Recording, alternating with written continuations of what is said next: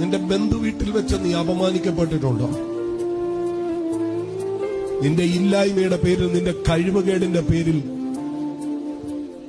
നിന്റെ കുടുംബക്കാരുടെ നടുവിൽ വെച്ച് നീ അപമാനിക്കപ്പെട്ടിട്ടുണ്ടോ?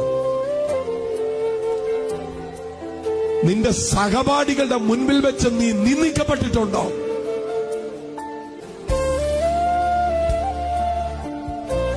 ഞാൻ നിങ്ങളോട് ആത്മാവിൽ പറയാം കേട്ടോ, നന്നായിട്ട് കേട്ടോ. പരിഹസിക്കരുത്, ഒരൊറ്റ മനുഷ്യനെ പരിഹസിക്കരുത്. അവന്റെ കഴിവുകേടുകൾ നീ പരിഹാസ വിഷയമാക്കുമ്പോ ഈ വചനം നീ മറക്കരുത്. താണവനെ ഉയർത്തുന്ന ഒരു ദൈവമുണ്ട്.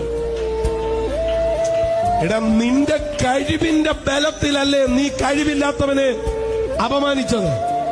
കഴിവുള്ള നിന്നെ വലിച്ചിറക്കിയിട്ട് കഴിവില്ലാത്തവനെ നീ ഇരിക്കുന്ന സിംഹാസനത്തിൽ പ്രതിഷ്ഠിക്കാൻ പറ്റുന്നവനെ എന്റെ ദൈവം.